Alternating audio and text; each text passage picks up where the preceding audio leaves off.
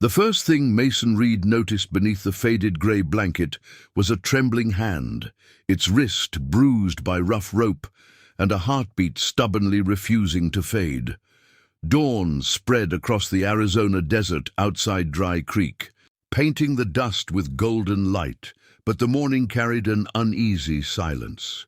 Mason, a 48-year-old rancher, had spent years living alone after losing the only family he had ever known.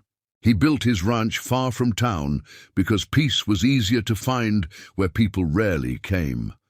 That morning, however, trouble found him anyway.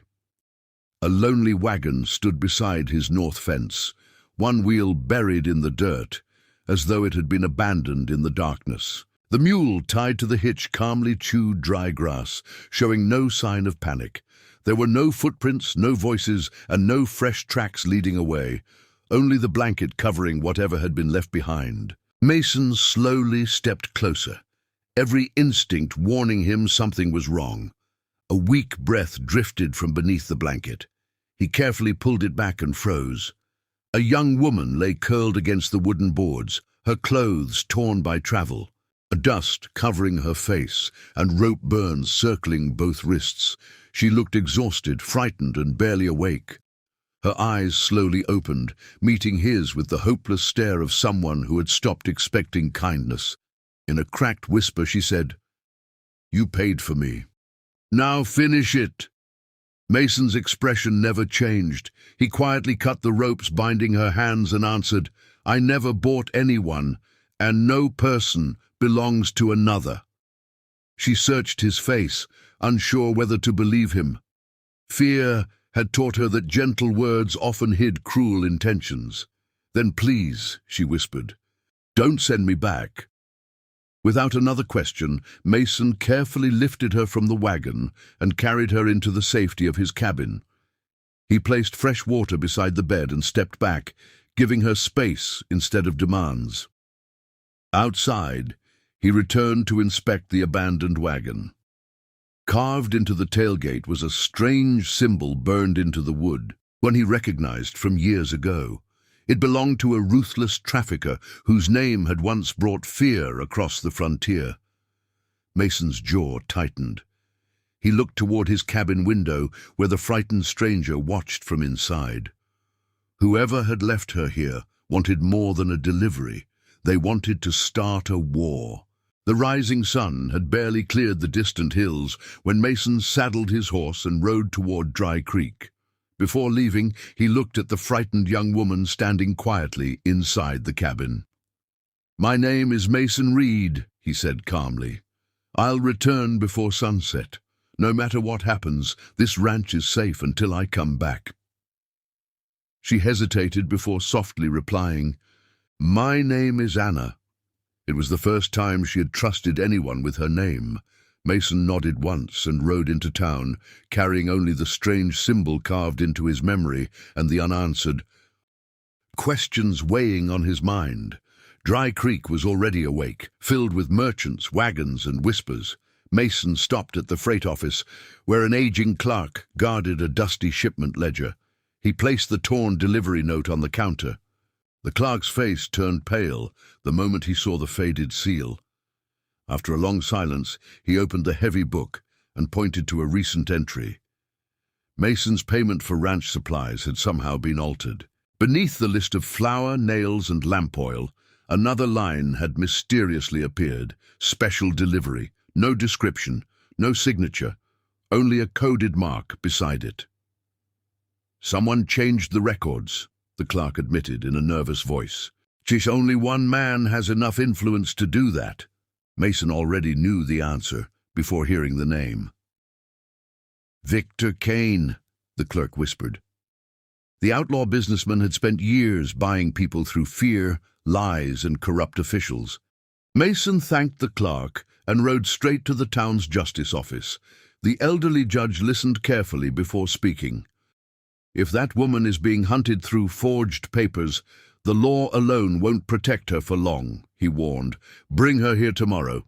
If she chooses it freely, I'll make sure every document is legal." Mason understood exactly what that meant. He hurried back toward the ranch, dust rising behind his horse. As the cabin came into view, Anna stood outside waiting, relief crossing her face for only a second before it disappeared. Mason noticed fresh horse tracks circling the property. Someone had visited while he was gone. Then, from beyond the fence, a calm voice broke the silence. "Looks like you've been asking questions that don't belong to you." Mason slowly turned toward the stranger wearing a black coat and a silver badge that didn't quite look official. The real fight had finally arrived. The stranger stepped through the ranch gate without asking permission, his polished boots leaving deep marks in the dry dust. A silver badge rested on his coat, but Mason knew it was nothing more than a piece of metal hiding a dishonest man. "Sheriff's deputy," the stranger announced confidently. "I'm here to collect the woman listed on these papers." Mason didn't move an inch. "Real law doesn't arrive with forged documents," he replied. The man unfolded several sheets covered with official-looking stamps and signatures. "According to these records," he said with a cold smile, "Anna belongs to Mr. Victor Kane until her debt is paid." Anna's face turned pale, but she stepped beside Mason instead of hiding behind him. For the first time, fear wasn't making her run. It was giving her courage.